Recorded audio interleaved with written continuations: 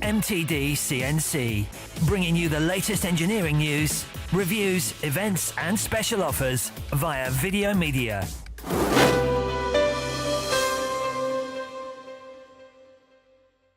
So Mark, why did the company opt for the Nakamura NTJ machine? We've got the machine mainly to reduce on multiple operations, so we can get parts come off the machine in one operation as opposed to multiple handling. And have you achieved that? Yeah, definitely. We've reduced some jobs from sort of 5 and 6 ops down, so they're coming off complete through the bar feeder. And with that being the case, it's not just the fact you're doing less operations. Is there any other benefits to it as well?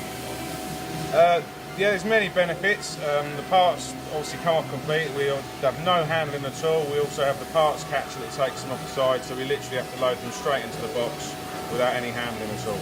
So when it comes to operator intervention, there is always a risk with that, isn't there, on the finished component being compromised? You don't get that with this machine.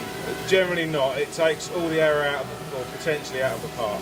Is there like a cycle time that you could? We're going to have a look at some parts in a minute, but could you quantify it? Maybe say that a previous part might have taken 25 minutes in production, and now it only takes 6. Is there anything like that that you can tell us? Yeah, we've got a few parts here we could do. We have firstly this part.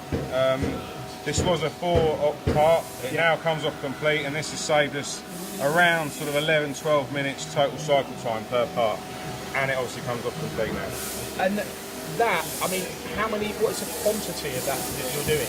At the moment, we're doing around 500 or 600 off batches at the moment, and we do that 2 or 3 times a year. So 500 or 600 times 11, that's a huge saving. Yeah, it's a huge saving to us, definitely. Would I be right in saying that actually with this machine, it's not always about batch machining as well? The lower the volume, sometimes the more the benefit. Yeah, if you get some technical parts which have a lot of side and front face milling, but it's on a mainly turned component, just the pure lack of multiple handling can save quite a lot of time. And if I was to question, as some people do, well, it's a turning centre, so why, is it right for milling? Have you got plenty of power in the milling? Can you handle all types of materials and all types of operations, or is it, I know it's not as good as a milling machine, but where does it stand? It stands, I'd put it on par with a smaller milling machine, but for any of the parts that this is designed for, which is sort of 64mm diameter down, it has more than enough power to do any milling, drilling that is required on that part. And this particular part here, we've spoken about the cycle time, 11 minutes saving. Have you got any others there that we can look at? Yeah, we have a few others. This one is a 316 stainless. Again, it's a lot smaller cutters. Again, we saved around 8 or 9 minutes on this part, and again reduced it from a 4-op down to a single-op straight coming off on the parts catcher. So, what about programming?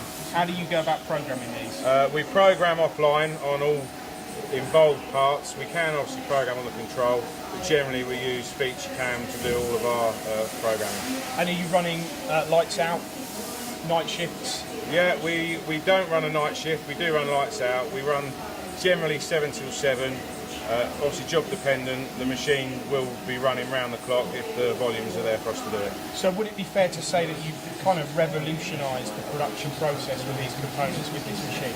Yeah, definitely. For us, we found massive benefits by doing this, and it obviously can reduce lead times on parts because we can run them round the clock instead of manning them.